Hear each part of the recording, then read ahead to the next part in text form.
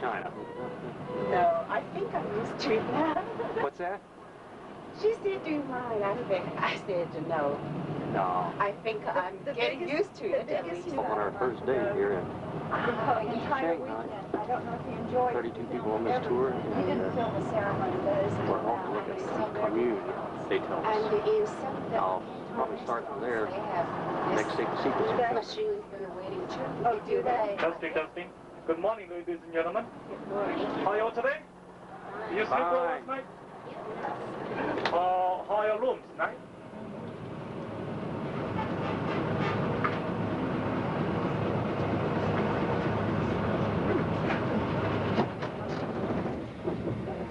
Little mild traffic jam on Sunday morning here in Shanghai.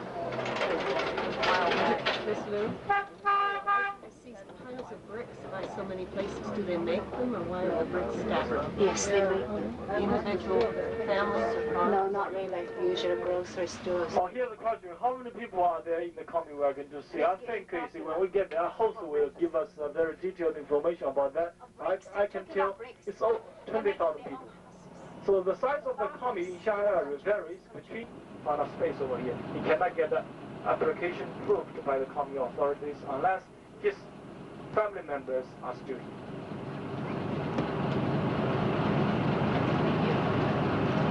If you have the questions, you are welcome to ask. I will be happy to answer them to the best of my knowledge.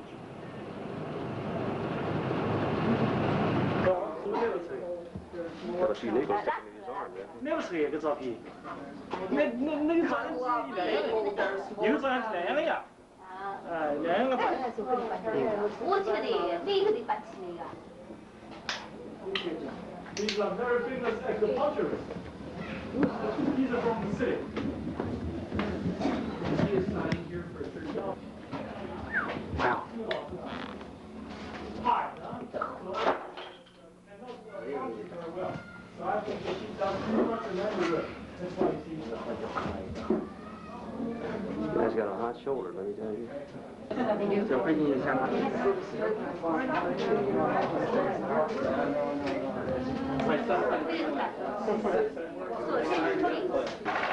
our host, our two hosts, they're brothers, and they own this house, and I'll take photographs of it outside.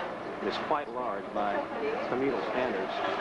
There was a small room in here, it was about 10 by 10, and our national guide said that 2 families would live in that home in the city of Shanghai. Out in this farming community, the houses are allowed to be built and passed down from generation to generation.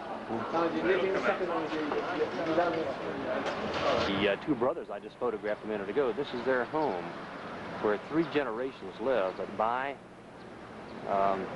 Chinese standards, this is enormous. See 2 entrances, one family lives on one side, one family lives on the other. And they built this house in 1985 and told our national guide it cost around 30,000 yuan to build a house at that time. A little traffic on the side. Men's shirts, and it looks like also probably some pajamas. One thing I didn't notice in there is any Christian Dior or Ralph Lauren labels. Maybe I missed something someplace. There's one gob of folks in this place, let me tell you.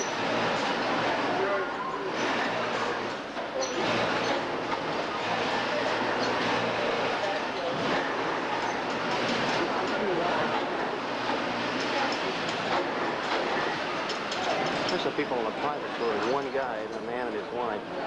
Yeah, but they might be going to be buying shirts. That'd be the way to do it, let me tell you. Shirt factory, yeah, in Shanghai. What is she doing? Can you tell something? Doing the front placket of a shirt like that. She's gluing it, and then she'll probably glue them all. So, you know the front placket where the buttons go? That's what Right, so see, that's done with glue, eh? Yeah. Hold it. You know, and had lunch, and it turned out to be about 15 courses of various vegetable dishes, a little bit of pork and a little bit of chicken. It was very tasty. And, of course, the beer was outstanding, as it usually is. This is commune headquarters here. I guess this is where their general offices are, etc. everybody makes decisions about where people are to work and what they're to do. But this is where they trim those rugs after those gals knot them off. And our local guy tells us they can do about 2 square inches per day is their quota. So you can get an idea how long it takes to do one of these silk rugs. As I said, I'm in kind of tight quarters here, so I really can't focus on much, but it really is amazing. Everything's hand done.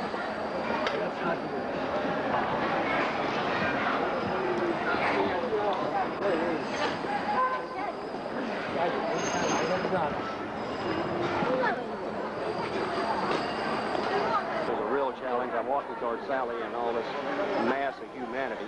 Can't believe it. What'd you say? Well, that's for certain. It really is.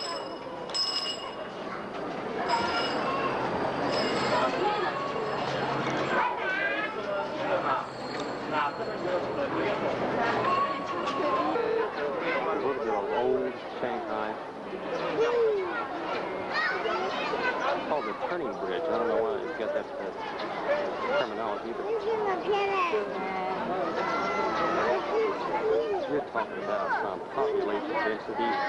All the laundry hanging out up there, you can tell that, you know, it's a panoramic view of Shanghai Harbor.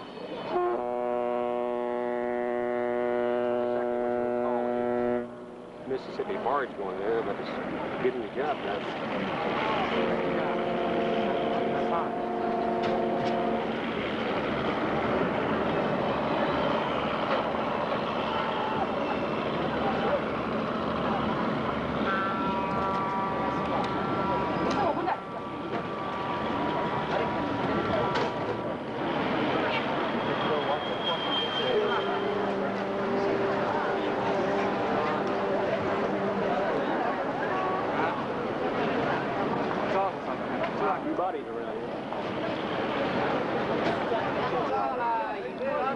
Big ferry boat doing it.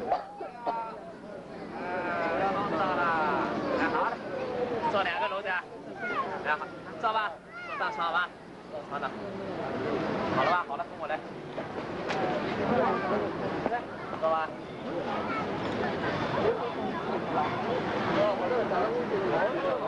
到了。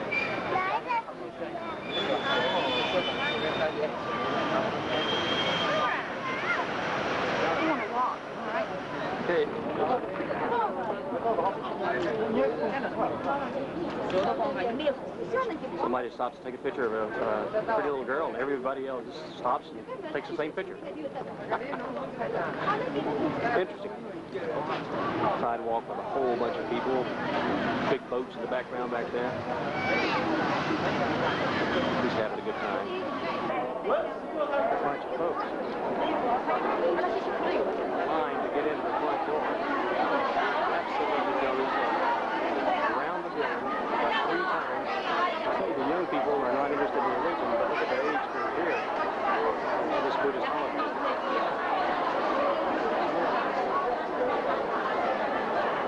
If I walk into somebody, I hope I don't. Believe that.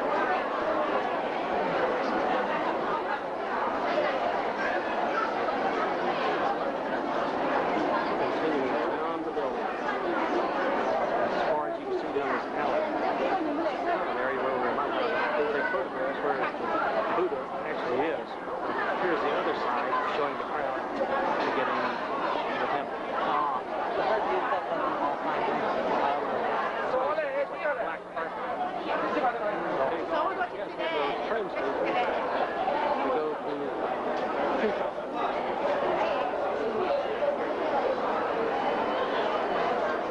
Shusho. And this is a group of Japanese tourists on the train, along with just a few of us. Most of our other group is in the other car. So we're about the only American tourists on this particular train, or particular car right here. The lady sitting right across from Sally and me and just gave us a piece of candy. Yeah, a very nice lady gave us a piece of candy. We're having a good time. I thought I'd to shoot a little bit of this card to give you an idea what it was right. I'm kind of shaking a little bit. Maybe a little pan.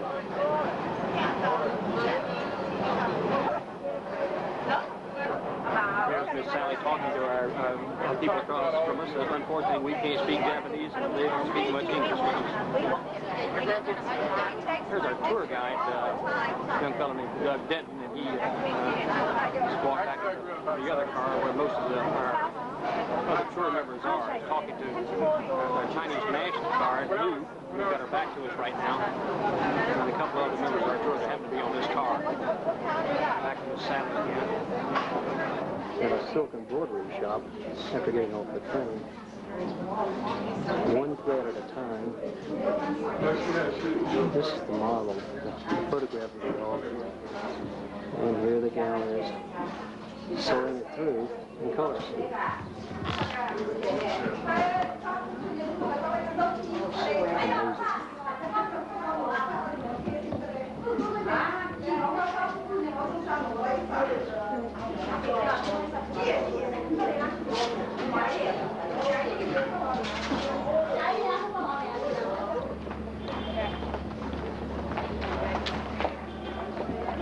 There's a school going in to see the silk shop, the embroidery shop, all dressed up, looking great.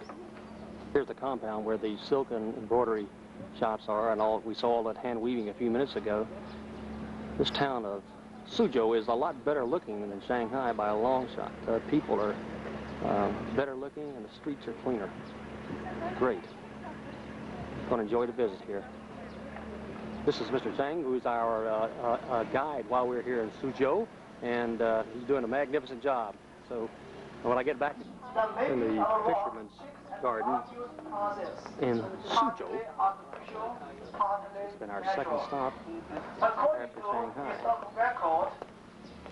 In the Song Dynasty, 800 years ago, in Taihu area, some farmers produced rock generation for generation. First, they peel rocks from mountains, give them a round shape, then put them into a lake, where through the action of water and sand times, we had no cement. Farmers used cooked glutinous rice and alum to stick a rock. And for appreciation of a rock, there had been traditional ceremony.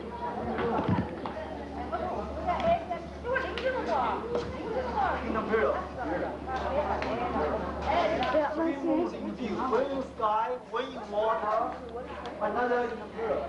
In the Suzhou Gardens, you can see a large mirror. Still more of this fisherman's garden.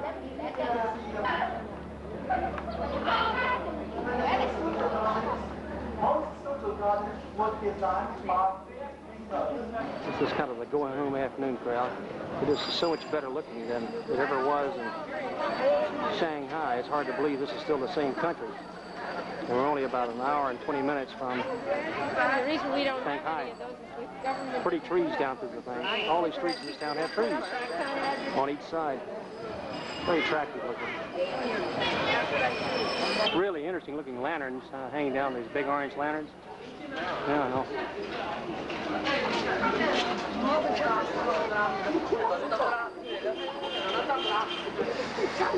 It would be neat if you could read Chinese. You know what the name of that shop is, with those handsome lanterns hanging out in front. Hand done, totally. These great big long tables here in this plant in Suzhou. And see if I can, one at a time, show this to Dwight Eisenhower and tell him about how many screens go into this. He'd probably want to come over and buy this fabric. Not if we saw it. Yeah. I'll just show that to him.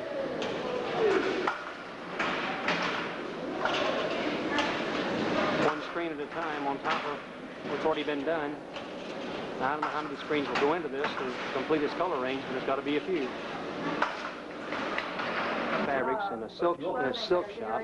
We just saw them making silks, prints, and now Sally is, you know, it's gonna. We've had to go out and buy a dump truck to haul all this stuff back to California. So, Sally, are you gonna have them ship this stuff, or are you gonna? What's that? fold up to nothing. Okay, fine. See how that takes you.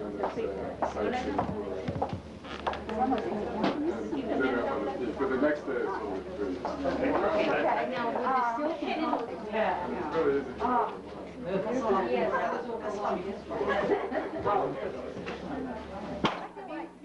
No, I feel like a shark in a feeding frenzy. I come over here and take a picture of Norm getting these beautiful ties. Norm, hold up what you've done there. Let me see. All right. Now I want you to know that I passed up this one, Oh gosh. and I hated to say no to this one. Yeah, this is ugly. But if you're going to call ball games, that's great.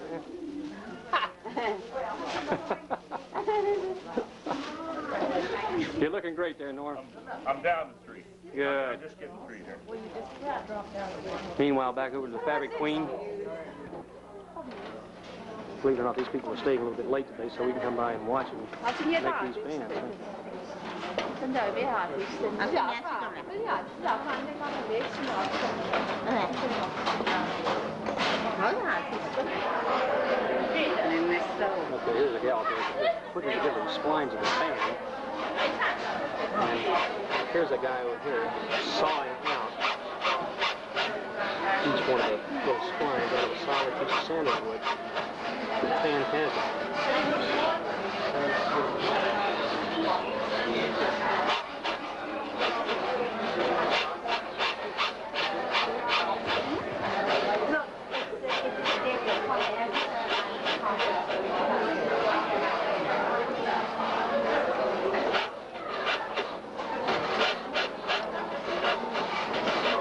She gives so many layers. I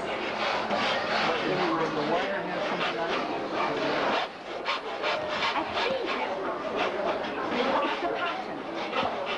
The white is printed out. Over here, a group of people, each one sitting at a desk, all doing the same thing. Take a picture of some of these extremely ornate fans that have prices on them in the neighborhood of anywhere from $1,000 to $6,000. This one for about $800 there. There's somebody around to buy this. Maybe. Yeah. Got the squirrel fan, 20,000 yuan. So far it's about 5,400 bucks. Not the greatest in the world since I'm shooting against the sun, but we're making a go-to-hell lane change here on the Grand Canal. We're going to head to Wuxi, which is the name of the place. I'll kind of turn around here and shoot up the edge of the boat. But this is going to be about a 4-hour trip, so I'll try to a little gardening effort on the right over here. Every plot of ground that doesn't have a building on it or is not covered by people and bicycles is planted in something. Bridge on our way up the Grand Canal to Wuxi. Kind of interesting, old-fashioned Chinese architecture. So many little homes along here. And there's a lady over there who's been doing something. Can't tell from here what it is.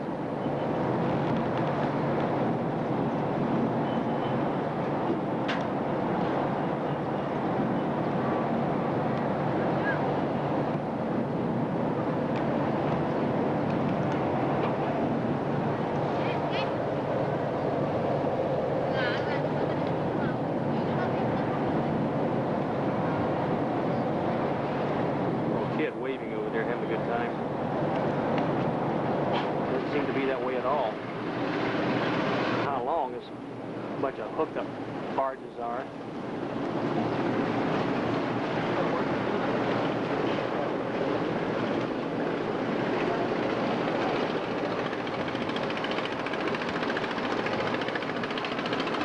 All tied together by big hunks of rope.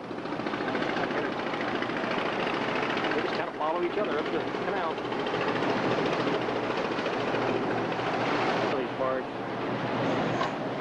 These barges, somebody's doing their laundry.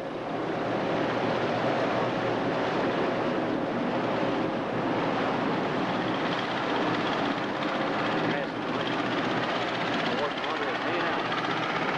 The one passing over there is pretty low in the water. It's like it's got about a 2 or 3 inch clearance.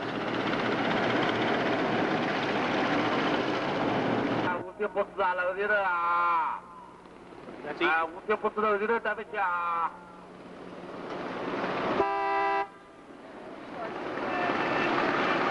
That is easy for him to say, I guess. I have no idea where we're coming to. The second lap. Further into this town. Hey, Doug, what's the name of this town? Do you know? Do you have any idea? Doug's our guide from the United States, standing right beside me here, trying to figure out what town this is. Say that again a little bit louder. Thank you very much. That was easy for Doug to say.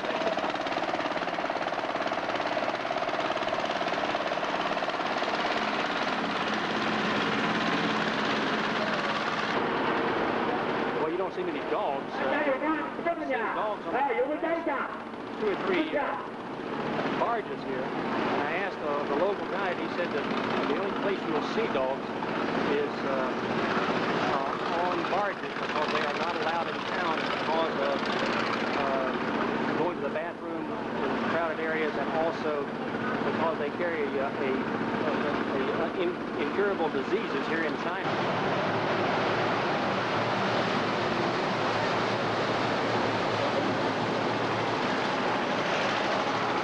I've mentioned some dirty cocoons or pierced cocoons, silk cocoons, even some weak cocoons. And in my hand, I have 2 cocoons, which are double cocoons. So these 2 cocoons are double cocoons, just woven by silk worm. Usually, the size of the double cocoon is much larger than the single one. For instance, in my right hand, there is a single cocoon. So the size of the single cocoon and also the double cocoon is totally different from this day. So I mentioned before all these cocoons being taken here, they will be baked with a temperature about 30 for 15 minutes with a temperature of 120 centigrade, just to soften the cocoon, dissolve the form, dissolve the density inside the cocoon.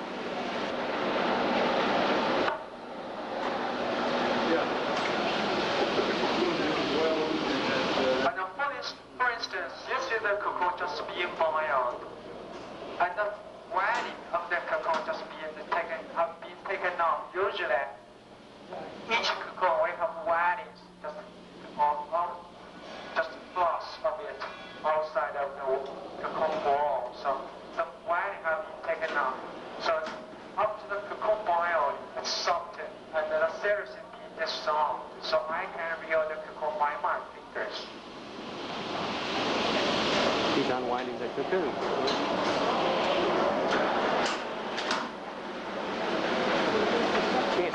Can you see the silk filament? It's so fine, it breaks.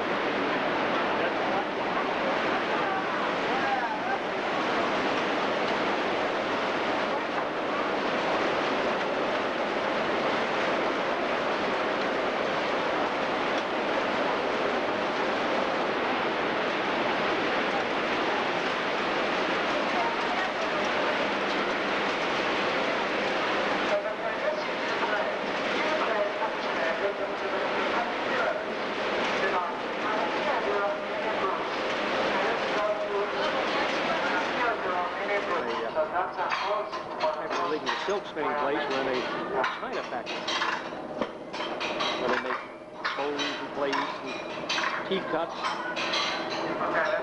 with intricate design on them, doing it with a silk screen type of application. Starts off with a plain bowl or silk screens with ornamentation on there. Watch it now. Intricately punches each one of the holes in this very elaborately decorated vase, and then it is fired to make it hard. The chief sits there and hand does each hole to a pattern, and he goes around and cleans it up very neatly before it's gone in to be glazed and then fired. And then it's hand painted. Some of them will be translucent, That means they will be ready for weaving cocoons. So it's just caterpillars. So just feed them with the mulberry leaves with whole pieces. Yeah. And their body just about 3 inches long and very slender. Yeah. And its head just like a horse's head. So why they take the looks like the horse's head? There are some relations with it. I will tell you later on. And also in these 2 bamboo trees, just now this lady told me they are stiff. Yes, they are stiffening their body because they are going on for the first time steam shedding. So they don't eat anything, just stiff up more. Yeah. So he's just gone for the first time. Not oysters. And get across from inside. Okay, you can come here, take pictures.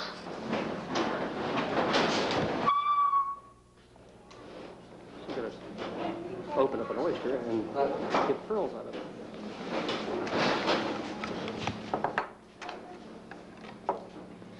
This is still at the silkworm farm.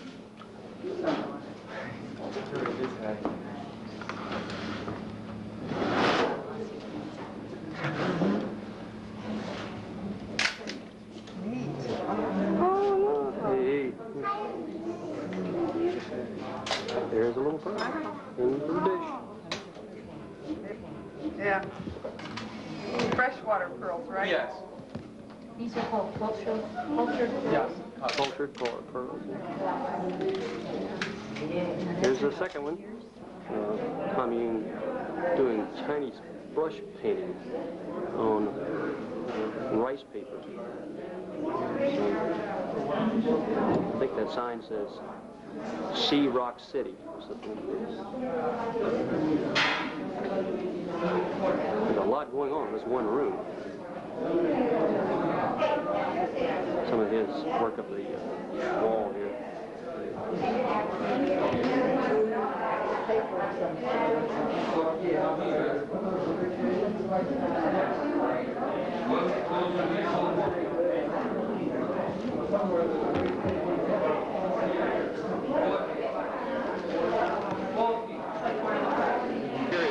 Here we are at a jade carving plant. There's a little fine, I don't know if this camera will pick it up or not, but there's a little fine wheel. She marks the place with a pencil she wants to carve, and water squirts on the wheel, and then she presses a button and carves away. Literally hand carved, and the use of a mechanized wheel. Beautiful piece of jade. I can't see it to the black and white, but it's really looks sharp.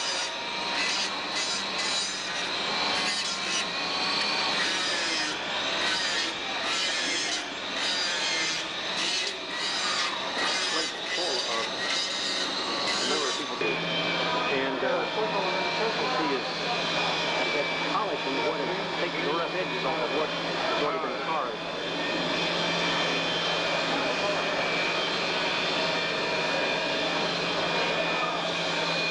Another example, they're using a pumice piper and a slow-moving wheel to buff off the sharp edges of what has been carved at other stations in the plant. Kind of fascinating. Used that word again, didn't they?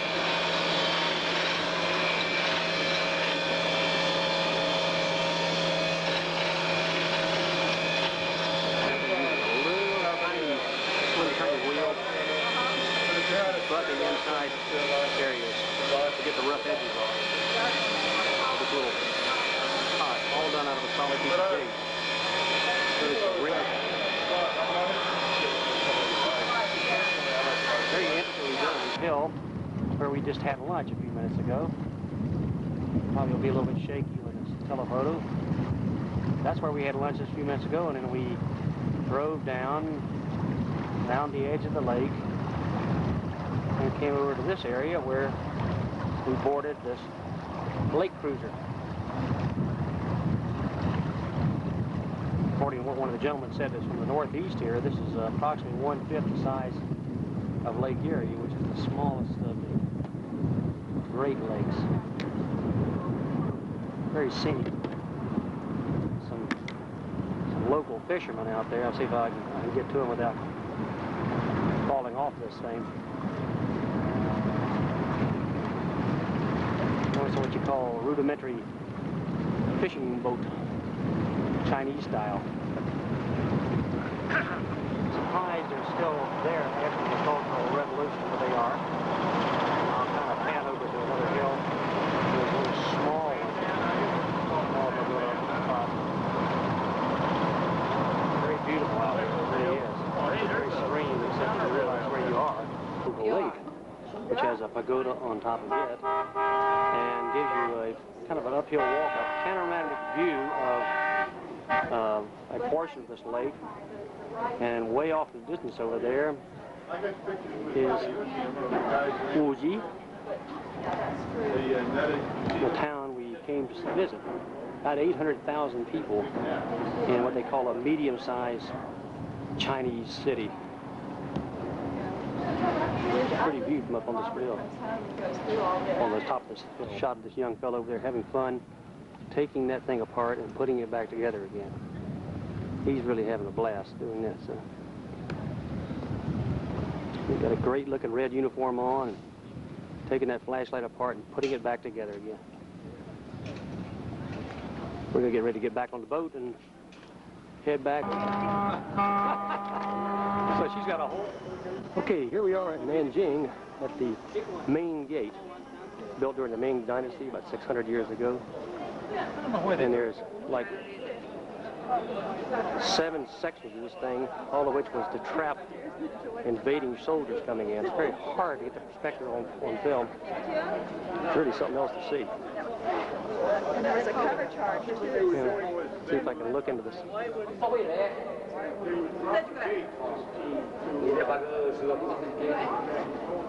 5 meters high.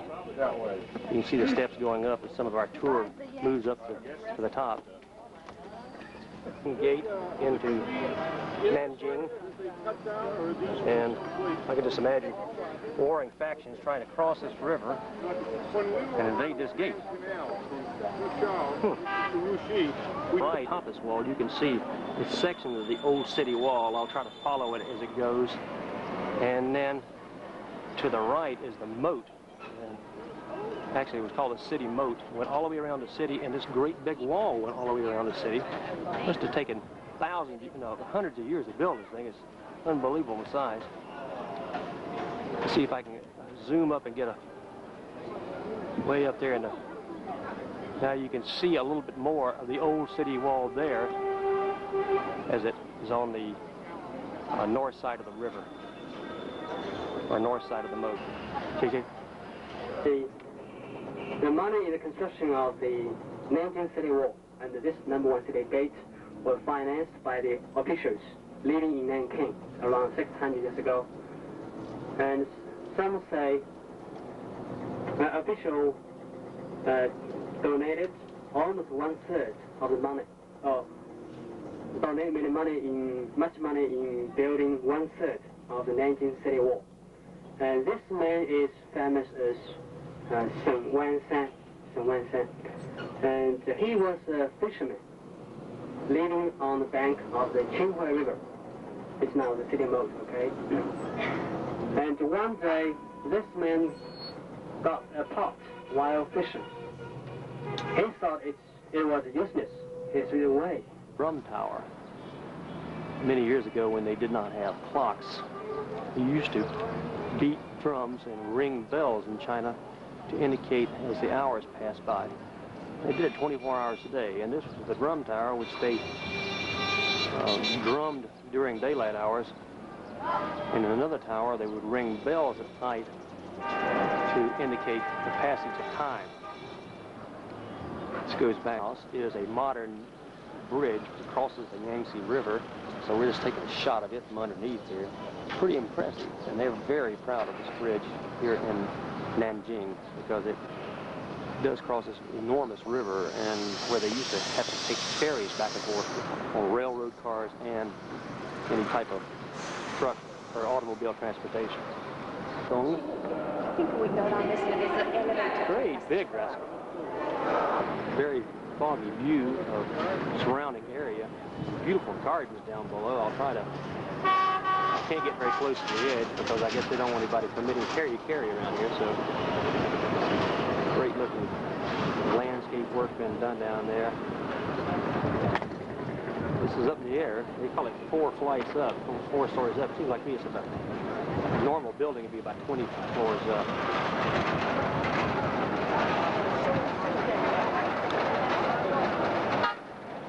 And his friend Miss Lulabelle. Oh yes, and my friend Doug. And your friend my Doug. Leader, okay. This is Doug is the leader. Yeah, okay. Yeah, he's the leader.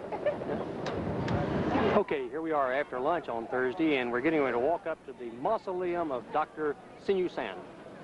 I think I'm saying that right, Dr. Sin Yat-sen. I'm not sure what the hell he did, but boy, that the guy thinks is important. So here we are at this monstrous place with millions of people. Walk up and take a look at it. This is just the entrance gate. Walking up the mausoleum. There's Sally is walking up there looking back at us. He's heading up the steps.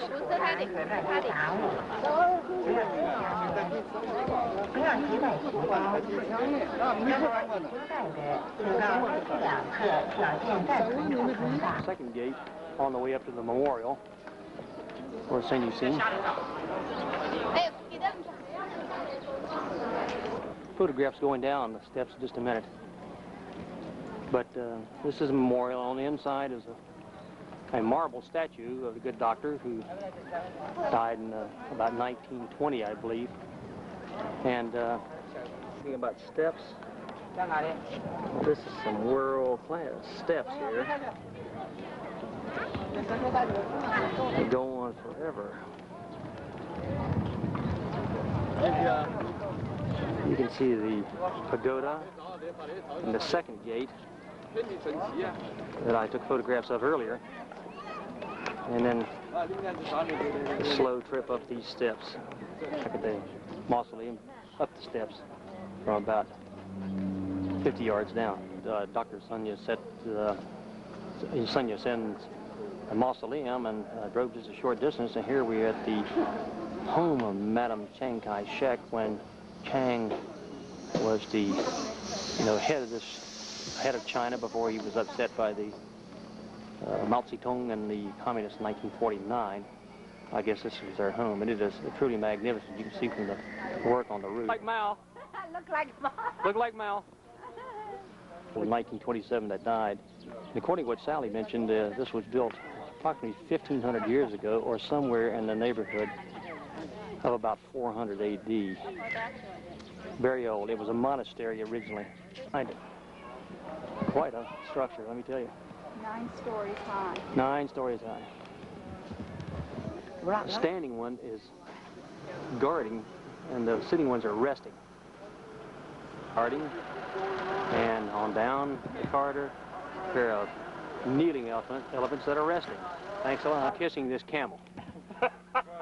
Come on, Norm, get in there and give that camel a real good smooch there, okay? My buddy here says that he's gonna get a picture of me French kissing this camel.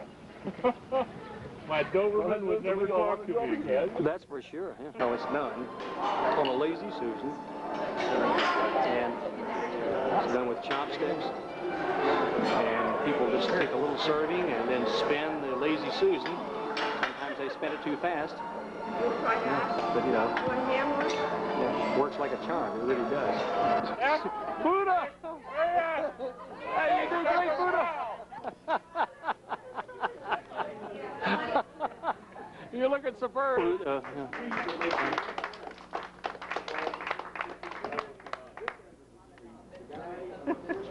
That is funny. That really is. Lucky in my camera. Yeah. Hold up the photograph again, please. Hold up the photo. There we go. Yeah. May I say a few words to the camera, please? No. Unaccustomed. Turn that thing back on, Wes. I want to talk. Crew working for him, and we'll all attain to that, right? Right. Hey. We're enjoying our visit in China very much. It's very obvious. The Chinese Zoo in Beijing after arriving late last night. This is our first stop this morning, and lo and behold, guess what we have to look at? Mr. Panda Bear, as we live and breathe, there he is, sitting there munching on his favorite bamboo shoots, leaves. He's kind of sitting over an entrance to his house.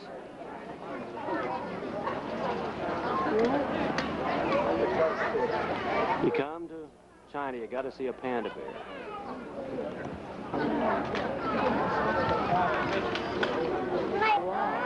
It's kind of molting or something. Its Get back there. fur is coming off. I got one myself. These are 12 and 13 years old. And Do they play in the time? There, I get over that one. did you see him with his claws all in the window there? Just an opportunity to take a photograph of a good-looking person like that. Having a ball with his parents.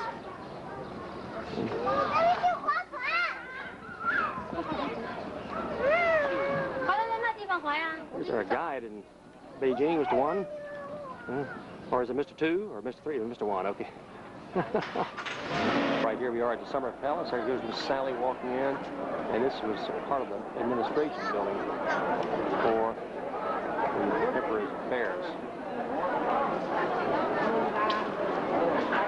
This might not be easy trying to keep up with this crowd and film this also. Hope it works. This place is immense, occupying many, many hundreds of acres. So it's difficult to even see any of it, much less all of it.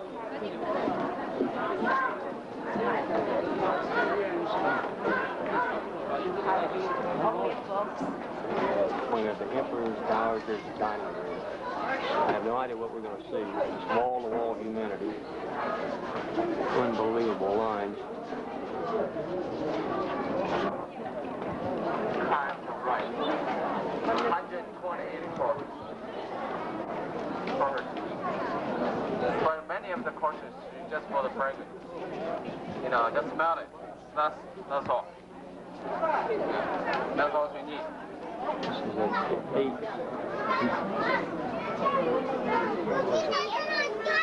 Look at how long it is, 800 meters long or something like that. Right now, all of those paintings of the roof, stuff like that. The reason I'm shooting up high is because I can't get anything but nothing but heads. If I get down below this. It's really beautiful. Serenic setting. See how overlooking the lake.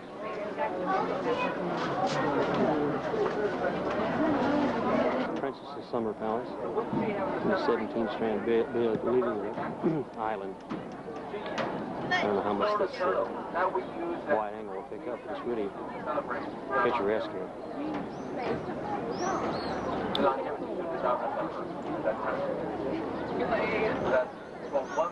Also, when this palace was built, actually, you know, you don't know what to stop and shoot with the troops moving on. You don't want to get too separated.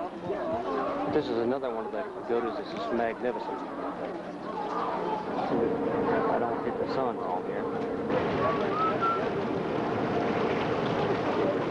That's the Empress's marble boat over there. Is that the button that says oh, right there. All the temple grounds, the palace grounds. That boat kind of got in my way. I didn't expect it. I was zooming. Hope we can get a decent focus on it. This is cloisonne before the porcelain is put in. Really fascinating looking. These are huge bowls. Here's a bowl. And in this tray, the individual uses a little tiny tweezers and puts in these little small chunks of metal. They give it relief, and then they fill in with a porcelain around it. Here's one that's been done here, and right to the right is one that has not been done. It really is something else. All hand done, a little piece at a time.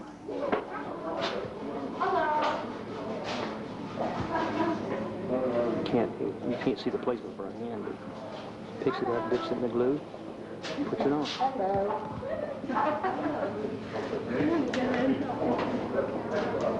Porcelain. Poison Egg Factory. Meow. Here are some small vases that have been partially filled in with enamel and fired one time, and then they have to be filled in and sent back and fired again, or baked, and then sent in and fit back and fired again, and then polished. Each time they have to come back and hand fill in. The Beijing city was finished. The location of the Temple of Heaven, right in southern part of the city of Beijing. It covered near about 272 hectares. 272 hectares. Why the emperor in Ming Dynasty built this temple? It was just for the emperors to worship God of Heaven and pray for them for the harvest.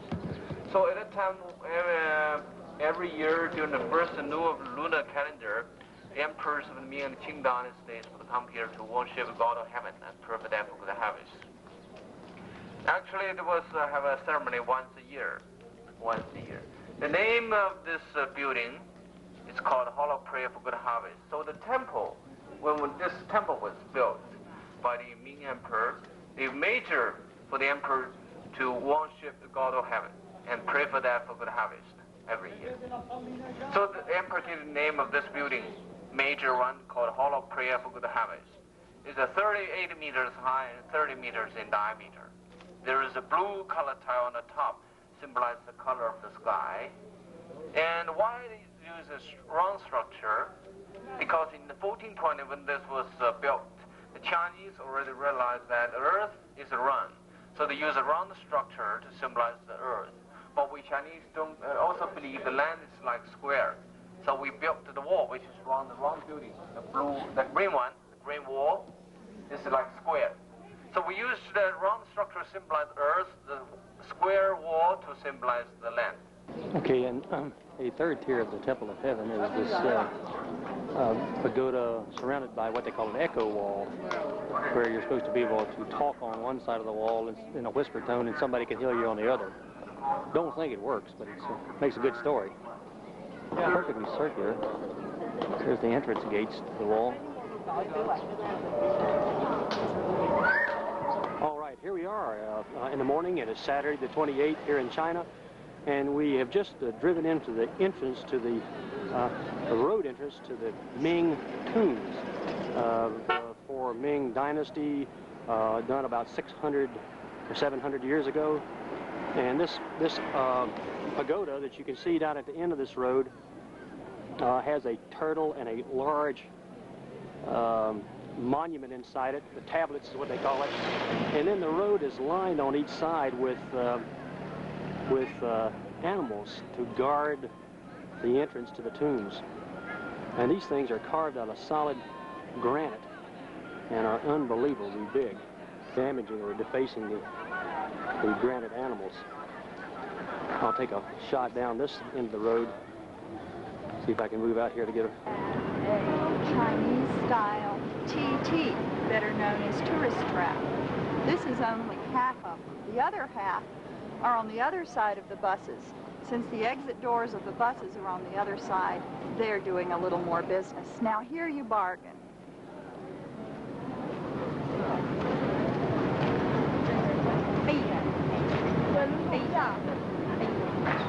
Sally's going over to do a little talking, speaking a little Brooklynese. She's able to come up and buy something at 99 and 99% off. They do start a little high around here.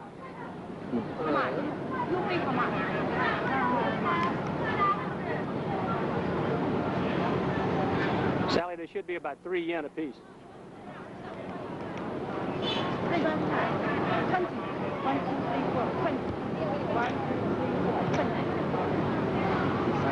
Okay, 3 yen for 4. They're probably going to come out to be about 2.5, 3 yen a piece, something like that. But you know. Come on.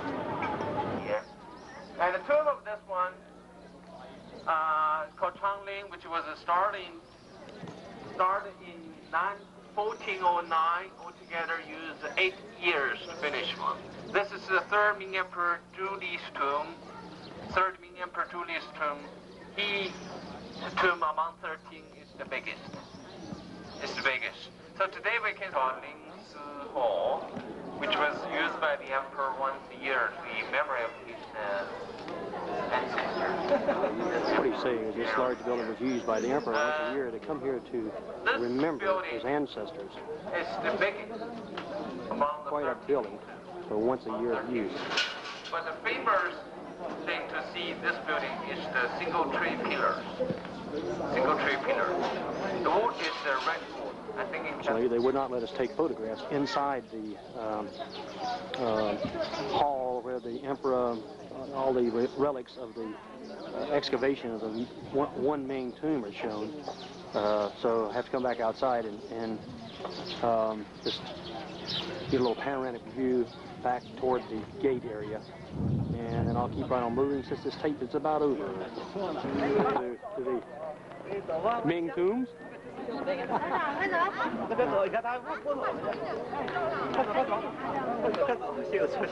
你好. Here we are at the Great Wall. Now we're talking Disneyland on the 4th of July. This is oodles and gobs of humanity. The folk. So this is what it is all about. Starting at 221 BC and finished in 276 AD as the outside wall, and this inner wall was done during the Ming dynasties about 700 years ago. She is the only person, shooting the hordes of Genghis Khan trying to climb the wall. I'll pan way up the top up there.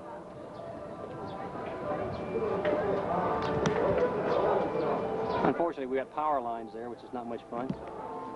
It's going to be quite a climb. So here we go. We're way up, and I'm panning like mad. It's quite a climb, it really is.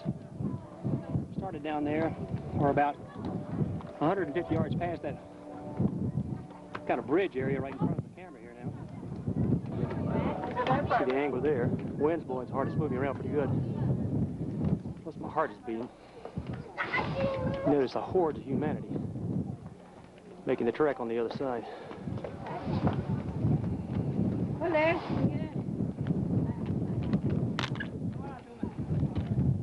Excuse me. Cap keeps slipping around.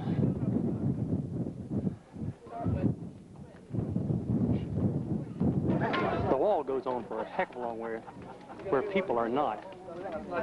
See if I can get these people's heads out of the way and kind of follow it across the mountainside there.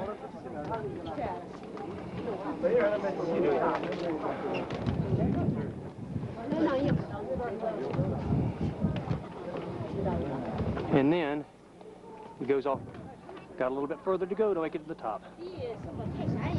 Not a little bit longer, but it's not quite as steep. You can see my heartbeat like mad every time this camera jiggles, especially in the telephoto mode.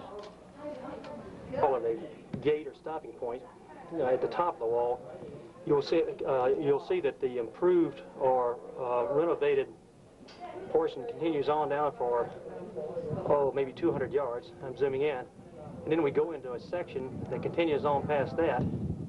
Get blown around by the wind now. Our heart is slowed down, but you can see where it's not complete or has not been restored. And you see big holes and gaps in it as it goes on up the hill from thousands of years or hundreds of years of deterioration. Well, that portion up there seems to be in pretty good shape, but as you come back down, you see pretty good sized gaps and holes in the wall. They won't let you go any further than this point right in front of you that I'm focusing on now. On the north side of it, there's hills out there that are terraced. I don't think it shows through the viewfinder. It may on the television screen.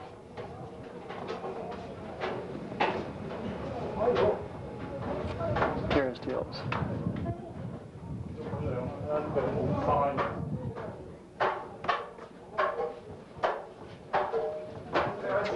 throw something there, or either that or just prevent erosion.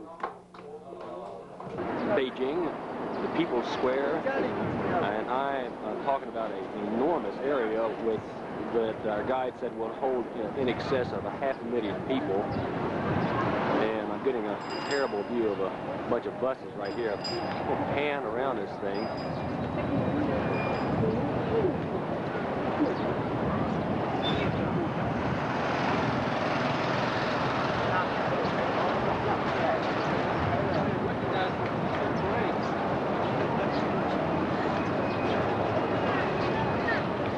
And over there is the Hall of the People, and I got a little bit of a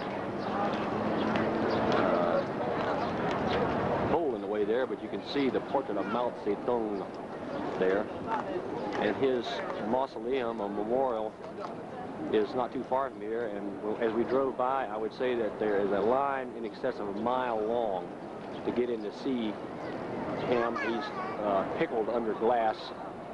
And I guess people just love to go by and see him. Halls of the Forbidden City, better known as the Emperor's main palace, not the summer palace or anything like that. I'll try to take in as much as I can. It is really very intellectual pretty soon.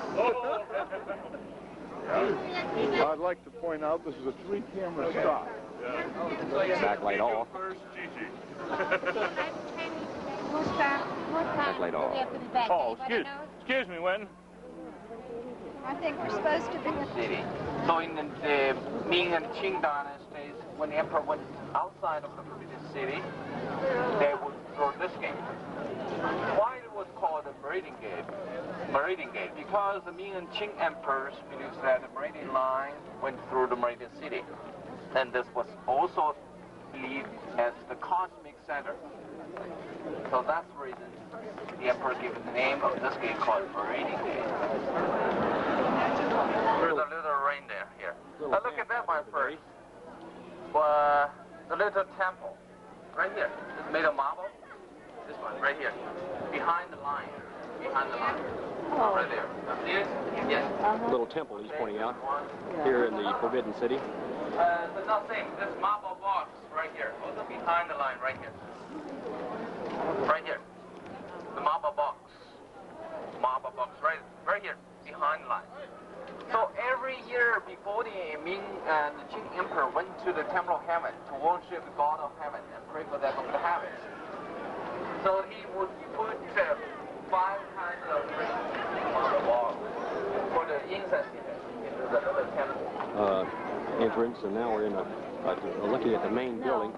The guy told us this is the building that was used in the motion picture of The Last Emperor, which it won all kinds of Academy Awards. So haven't seen it, but would like to after going to Showing Up. Looks like they're getting ready to renovate that. Confucius say if you have to go up. Because they were used by the emperor daily to conduct the state affairs every day, also for the coronation. Nobody was allowed to build a house or buildings higher than this one. So before 1911, this one was the higher of their buildings. In the Forbidden City or the outside of the Forbidden City, you will see lots of this, the animals and the other things. Well, in the corner, there's a water container. That's just for provision of fire course. Forbidden City, the Emperor's Palace. And this is inside the throne room. Hope we can reconcile. Maybe we can.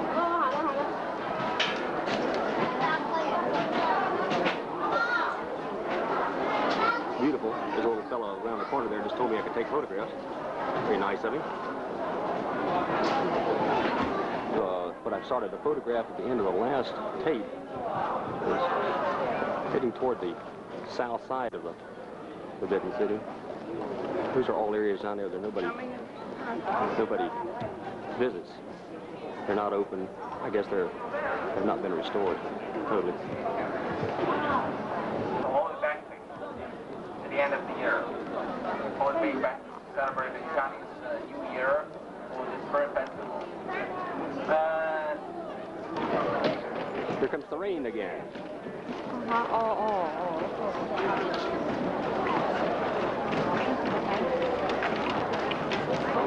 little shot inside Harmony Hall there over the top. Here. Harmony Hall is what it's called. Perhaps.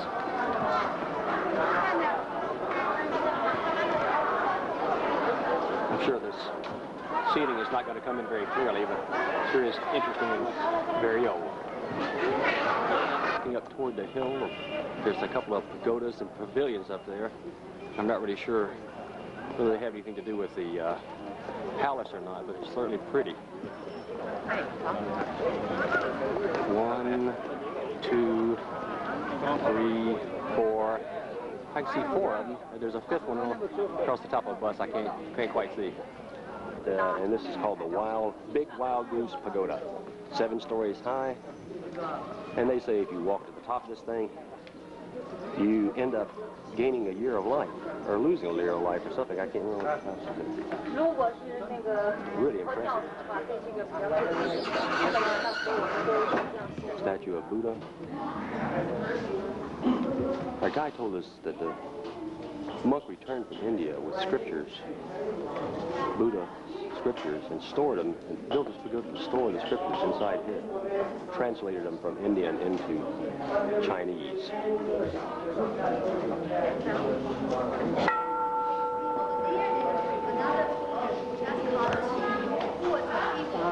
Arabic countries and also the you can see the Buddha in some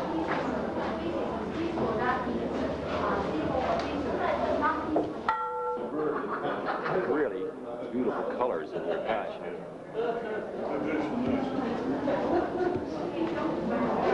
Really something else. Old Buddha got treated pretty well. The gong as people come in to pray. And I'll move right along and catch up the crowd.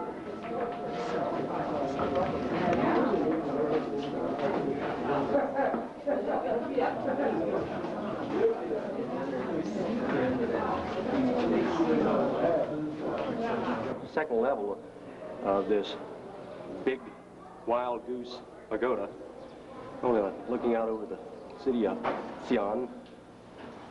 Notice there's water tanks. There's a lot of them around. And here's with going out of Wild Goose Pagoda. Providing water pressure. Somebody just latched on me from behind. Some good-looking gal. Toward the entrance, the 2 entrance buildings where we photographed the Buddha statues in, and where we came in the front entrance, way down there.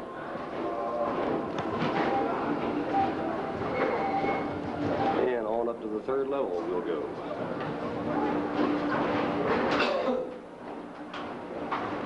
To get a right-hand shot of Buddha here. People have placed flowers and they burn incense outside. And when they come in to pray, they kneel on these little stools here. And the monk sounds the gong.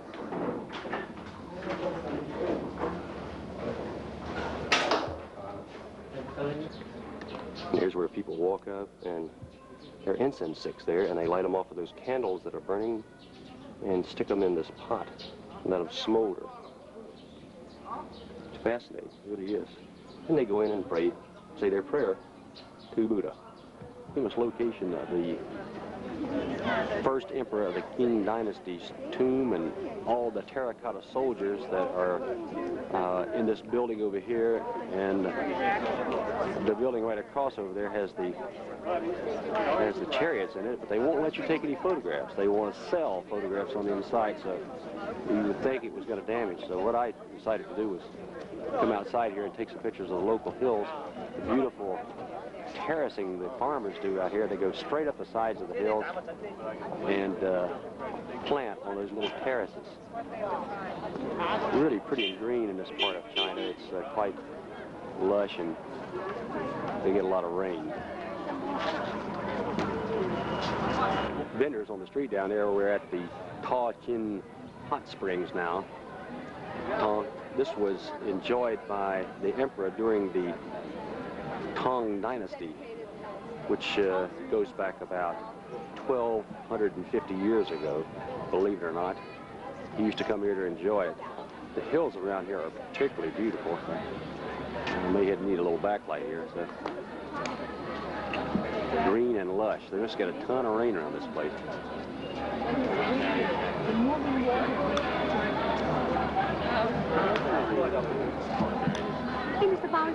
This is our local guide while we're in Xi'an. Mimi is her name. Nothing. Later, they found a very pretty girl in the countryside and took her to their home and named the girl Fang Si. They taught the girl singing and dancing. Later, they sent the girl to the Haojing to have the wisdom to dynasty. And they offered this girl to the Emperor King Yu as one for the high Minister Baoxiang's crime. From the other side of this main pond at the Tongjing Hot Springs. Now let's kind of look back over at where I was just photographing from a moment ago. And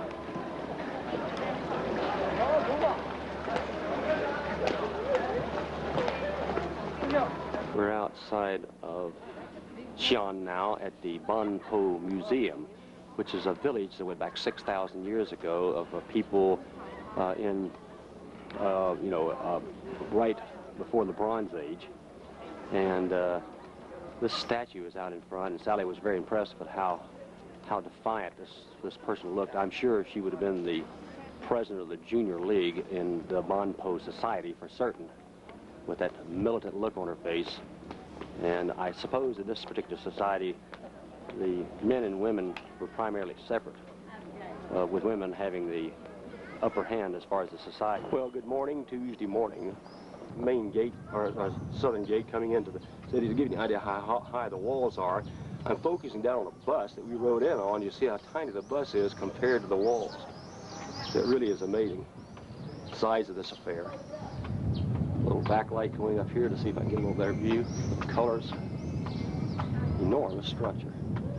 Well, it's difficult to do, but this is an area of the moat that goes all the way around us, right outside this huge city wall. And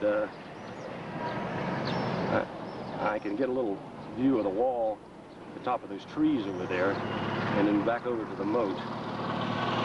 This was built during the Ming Dynasty 600 years ago.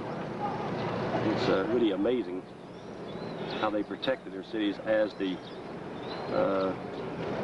European lords did, but around their castles, not around entire cities like they have done here in China. Looking at the inside of the wall where the city is, and looking down the top of the wall, which is about, I'd say, 50 feet wide on top and goes a long way as far as you can see. If you notice, they have some concertina barbed wire there, so you cannot walk down the top of the wall. I guess it goes, maybe it's not safe or something like that. Wall, or the wall around the city. And this is the inner tower. It is one heck of a big structure. I cannot imagine how many hundreds of thousands of people it took to put this thing together. It's unbelievable. There's a mosque in Xi'an. Got a lot of Muslims in China. There's Miss Sally.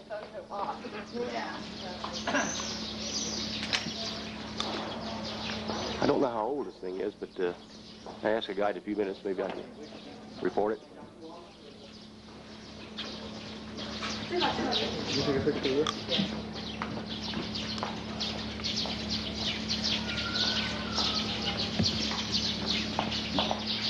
There's a pavilion or a pagoda right in the middle of the mosque area. I don't know how old this place is, but it really looks like it's got a few years on it.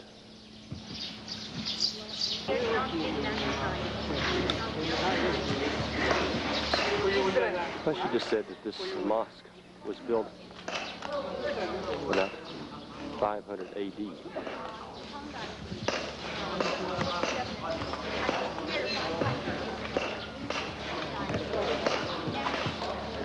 gate of the Provincial Museum of Xi'an. And this is a magnificent structure here. The sun's at a kind of a crazy angle. I hope it will come through. But it's beautiful. It really is. And it's being restored.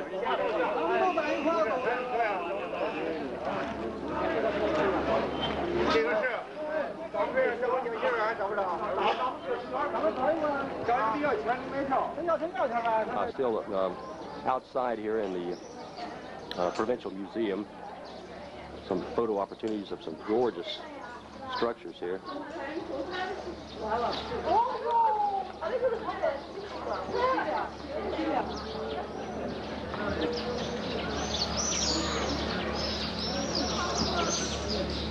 Museum, and this is inside a glass case.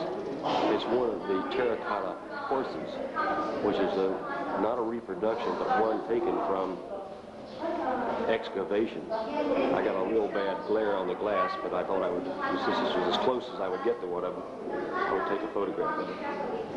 From 780 AD, Tang Dynasty, and they are glassed in behind the glass wall to protect it. This is one of the famous tablets, scripture tablets. This is the back side of one of the scripture tablets, and these are copied from Confucius things. Confucianism, I guess it is. Fortune the frames for all these things she's bought.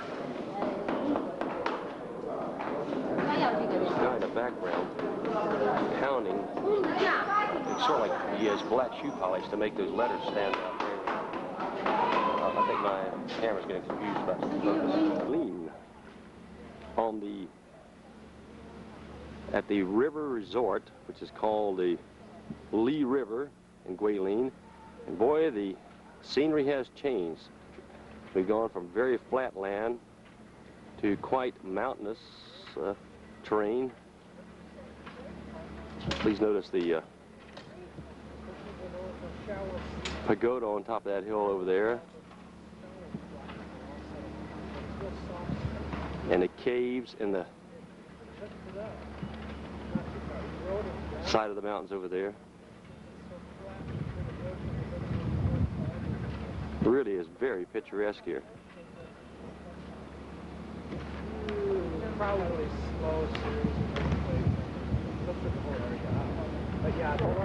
Tomorrow we're set to go on a river cruise of the Li River, which is out in front of us, and I think that's going to be a lot of fun. It really is.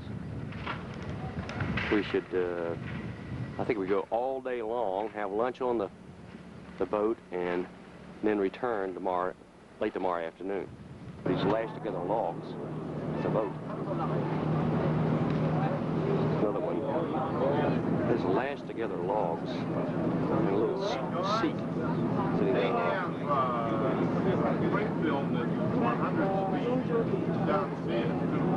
Little housing colony there right on the side of the river.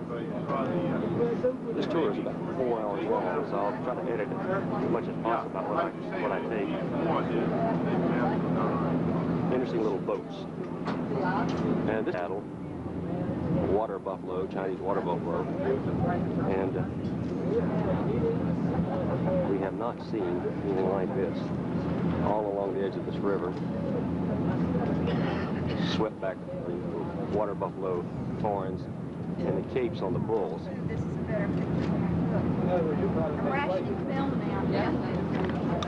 Granite mountains is what they call them, and they kind of stick up like, as I mentioned yesterday afternoon taking photographs, kind of like Monument Valley in Utah. And you'll go for a while, and it'll be just flat as a pancake, and all of a sudden you'll see a cluster of these granite mountains. So we're way off in the distance. Just thought I'd take a... On his back to us, he's got his head underwater, grazing on the bottom of the river. He's brought his head up with a mouthful of grass. We got the head dumped down, grazing on the bottom. That is a riot.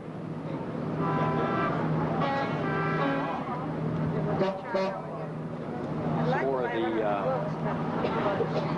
granite mountains in the background there.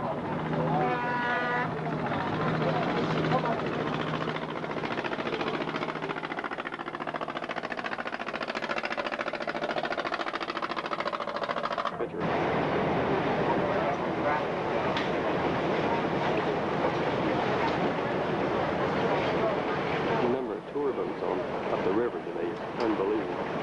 When the Oriental groups and various tour groups from all over the world, these things are lined up as one after another for about as far as you can see in either direction. I didn't know there were this many boats in China. The more dramatic the granite peaks become on each side of the river.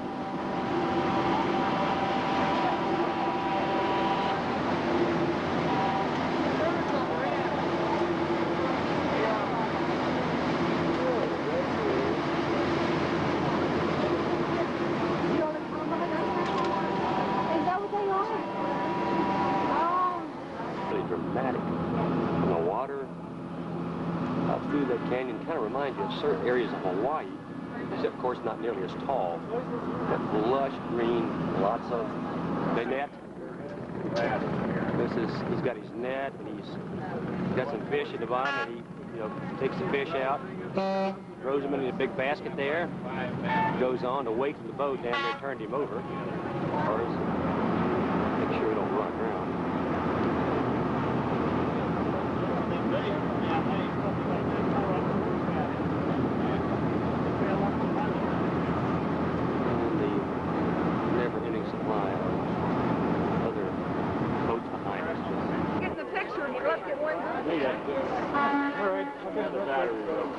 Are you filming yet? Mm-hmm. Okay. No. Just press the red button. I know. Hello. But it's better to use crap. Get back up later. Yeah. Sally, get the picture. Come on, Sally. When you take your hand off, does it stop? No, you have to press the button to get through the group, and so Sally can get in there. I'll run a little photograph of the group here. Here's a Lula Bell on the end over there. Oh, that's okay. All I need is a... Real fast.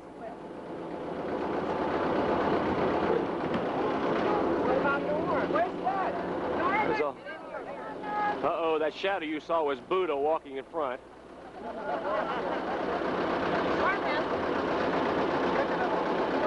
Great looking group there.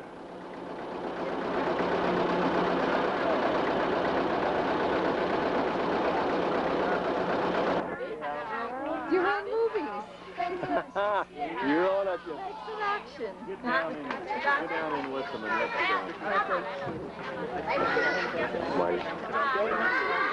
That's okay. I just, get them, Don. You're doing a great job.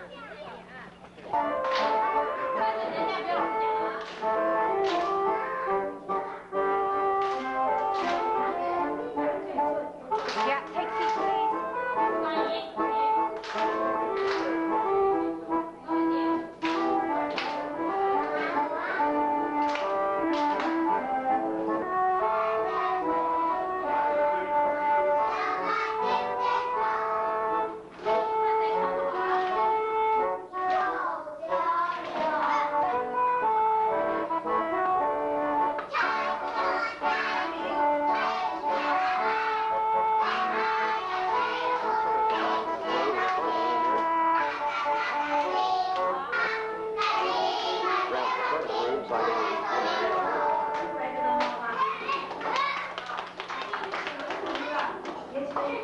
Year-old Amy class in kindergarten. Chinese children go to kindergarten from the age of 3 to 6.5, and then they enter grammar school.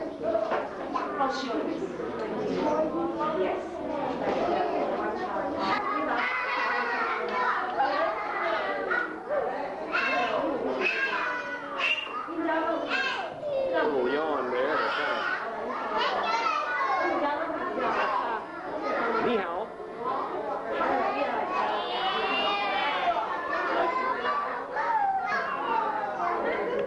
Ni hao. Ni hao.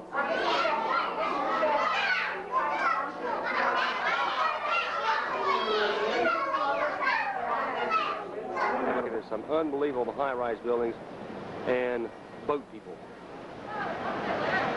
50,000 people live on boats in the harbor around Hong Kong and Kowloon. If you want for a boat ride now, I'll take a few more photographs in a moment or two. We went on a little boat tour, and we ended up having a boat all ourselves, looking around at the various houses that people live on here. It is quite fascinating. I think I've used that word about 400 times while in China. Looking out from under the sampan, these big high-rise buildings on Hong Kong Island.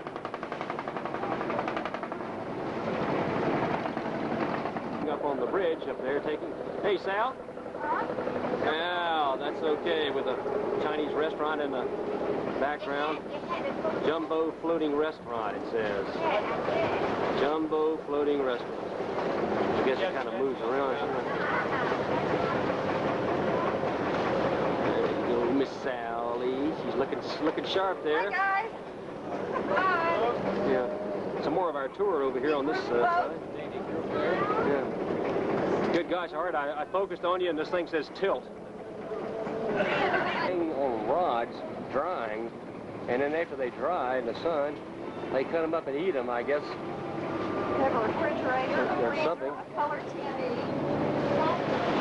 As Sally's saying, this boat has a refrigerator, a freezer, a color television, all the comforts of home.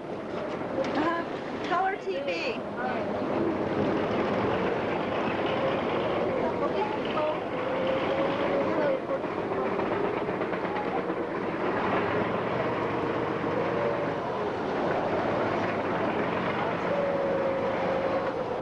Looking back down on Hong Kong Island and over towards Kowloon. This thing really rocks, so.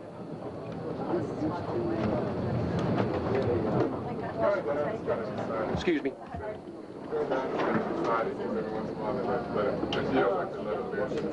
Quite a view. It really is. Wow. Oh, wow, right. Around here, there's this little church thing. Looking back down, how steep it is.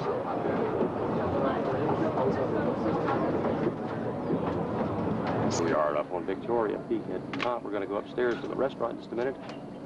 Get a little panoramic view of down toward view of down toward.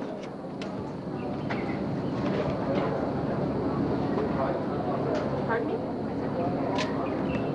Me and I'll go up and save our place, okay? Sure.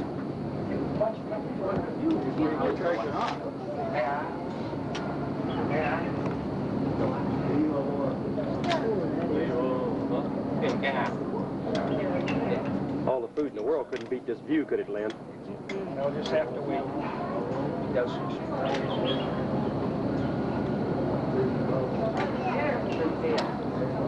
And that's it.